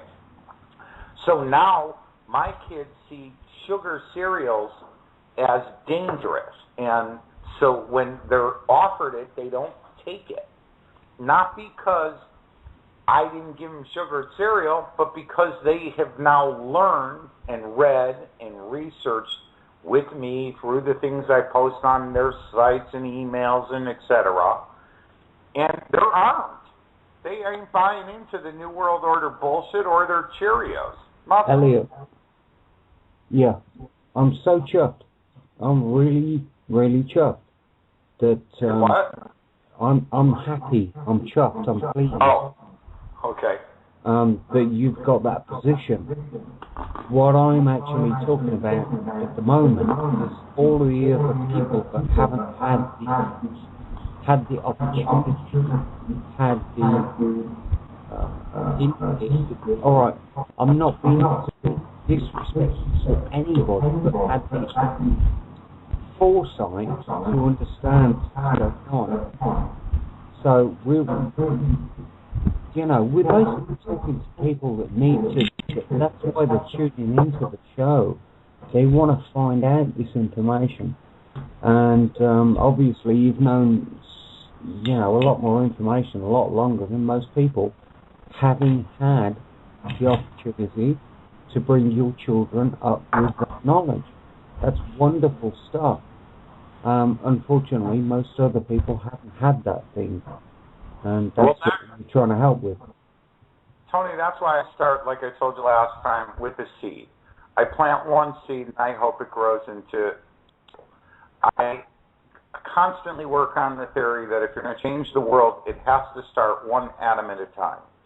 And then as that momentum goes, like my technologies that are now being used by basically billions of people, it started with one. People would say to me, "Oh, I'm never going to change the world. How are you going to get it through to a million?" I don't listen to any of that. So starting with my children, I now see that they have effect on other children. And other children start questioning their parents, like, why am I drinking the fucking cow's milk, Dad? Why do I have to drink that shit? It sounds like snot out of a cow's tit. I'm not touching it. And it starts them questioning, and it starts that momentum, so that somebody else says, hey, a few weeks later we hear all the time around her, oh yeah, I got my mom buying that almond milk and blah, blah, blah. And, we're cracking up knowing that they went home and said, what the hell am I sucking a cow's tit for, Mom? I don't want that shit anymore. The stuff over at Elliott House tastes better anyways. And so I see what you're saying, Tony, and I think what we could do in that regard, where people have already been conditioned, is kind of a deprogramming set of tools for people, which I think the internet has been one of the most powerful tools, because it brings rich into people's heads that is offering a different version on banking than they've been taking for 40 years. So give them a tool set, maybe. What would we call it? A deprogramming. It's like what do they do when they grab you and try to deprogram you from the cult Scientology? It's called something. Maybe it is deprogramming. But what we would need to be doing is on a mass scale of giving people, not just calling them sheep, but giving the sheep tools so that they can now identify when the fox is amongst them, that the one that's got a zipper is the fox. Because sometimes the sheep see him as a sheep because he's dressed in sheep's clothing. But the clothing can show the sheep that only the fox has a zipper. Then they all start biting him when they're among them, and he's not the fox that he once was. And so a tool set. I don't know what that means exactly because I haven't thought about this a lot. But it would be deprogramming you on your body. So here is what, I just watched a 2.5-hour brilliant lecture on milk. I don't know if I posted it to you guys or sent it on my email to you guys, but it is a guy, a professor, who tears apart every study that has ever been done on milk being good for a human being. And he goes through and explains how they have bought off, paid off doctors, scientists, universities to get these studies that said that milk did a body good, when in fact all the empirical evidence shows the opposite. And he goes through that too. And at the end, I think that any person who watches that video for the whole time, at the end will come out saying, I'm never drinking milk again. Because he just told me it's doing thousands of bad things to my body, that there's never been proof that it does anything good for a human body at all. Zero. And that all of the things I've heard were because people paid a lot of money to bribe scientists, doctors, and universities.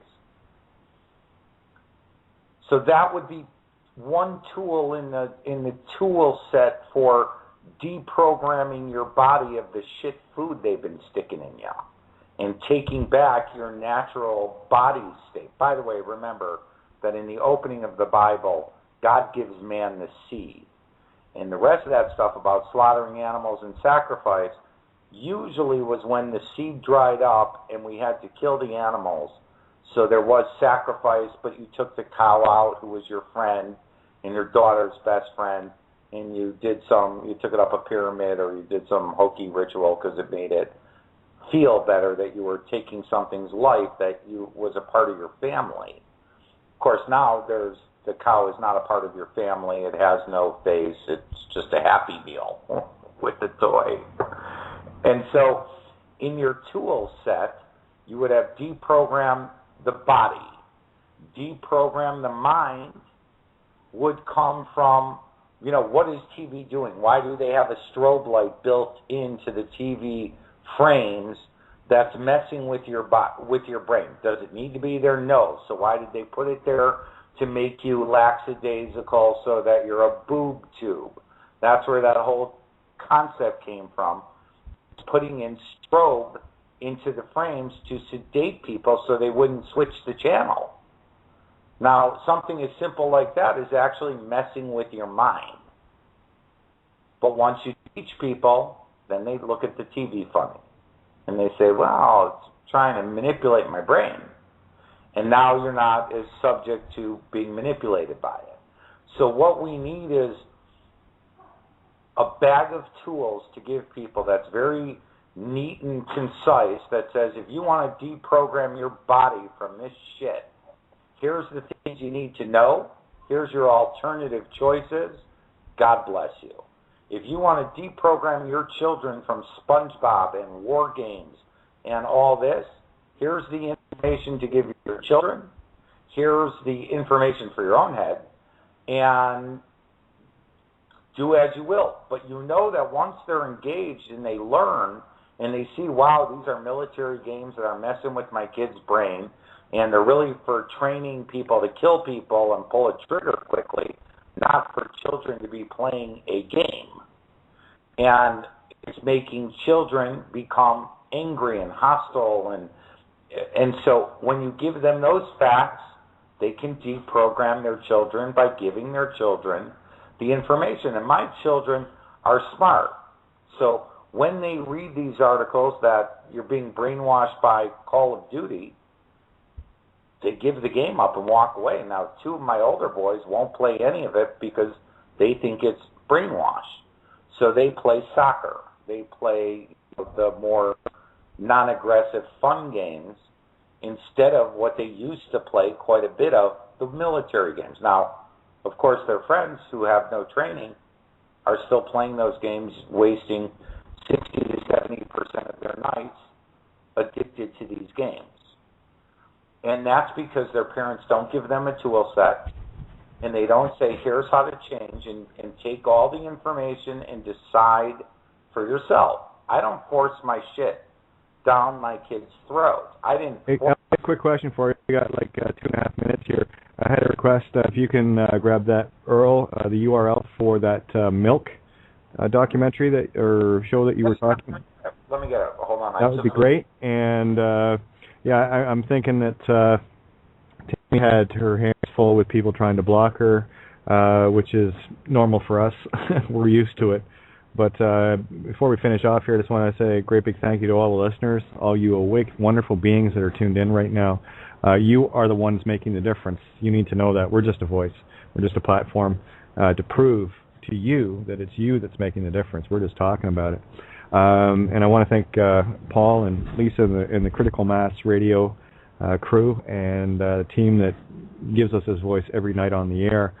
Sometimes peaceful, sometimes rowdy, but yeah, you know what? You get what you get, right? We're just going to hammer out the truth regardless. So anyway, yeah, we got about a little over a minute and a half. So if you guys want to wrap up, I'm good. I'm done. I love everyone. Well, I want to say that all of your listeners should contribute, however they do that, with your program, and help programs like this survive, because they're obviously not making it off advertising, or else they'd be more of the same prostitutes, and they're not prostitutes. They're an open platform for people to share information in real time in the real world. And so the only way these kind of groups are going to be going on is if people help out and contribute some funding. Yeah, well, yeah, every little bit helps. Thank you for that, Elliot. We people know my stance on it is as desperate as it gets, as desperate as it gets for us, and I mean it. You know, yeah, if people can, great, absolutely, but that's not to say if they can't, it's not great, because the fact that you're here is what we need more than anything else. So the rest is a paradigm shift. But Tony, any final comments? No, that's it's all good. There's lots of other things that I could add, but there's no point. The point of the matter is we're going to carry on getting the information out to you guys as much as possible, and love you loads, and we want to see a good outcome from it for everybody, and that's where it ends. You know. We got 10 seconds here. I'll make sure that Earl gets posted on Facebook and all the Skype rooms and what have you. So, Elliot and Tammy, thanks so much for being on tonight. And don't forget to tune in tomorrow night with Tammy, Pat, myself, and a couple of the op team. Where should I post that link? You can just post it to the Skype chat there that we're in. Well, my Skype's not. Are we off air? Oh, well, we're recording. We're still on the air, but what you can do is, if you can read it out, it'll be on the recording. Hold on, I can do that. It is, hold on, youtube.com / Actually, just if it's on YouTube, just the title of the video is enough, Elliot. Oh, okay, hold on, I can do that. The Perils of Dairy. The Perils of Dairy. That's an easy one to find. So don't worry about posting it. I will be able to get that out virally very quickly. So. And it is, when you watch it, you call me back, because I'm telling you, this is the kind of information that needs to be put into a toolkit so that kids who be exposed to the problems of dairy can look at the facts of dairy, what the current propaganda is, hear 10 or 15 good sources of information that are true, and make an informed decision by the end of that either I'm going to smoke cigarettes or put, these poisons into my body, knowing, we didn't know what we were doing. They were lying to us and poisoning us. Oh, exactly. And I did, right at the end there, of course, we go off the air and Tammy shows up online. Tammy, we're on the recording, so we have a few minutes, not much time here, but just want to... Can I hang up and call back in, because my Skype is blacked out? Well, we're pretty much done anyway, Elliot. So, okay. But again, you'll be joining us Saturday night. Kyler won't be with us. He apparently can't handle our brand, so that's okay. What? Yeah. Long story. I'll talk to you about that off the air. It's no big deal. I love Kyler. I do. He doesn't think so, but I do. Anyway, there you go. So there you go. Tammy. Tammy, have we got you? Uh-oh. Oh, don't tell me.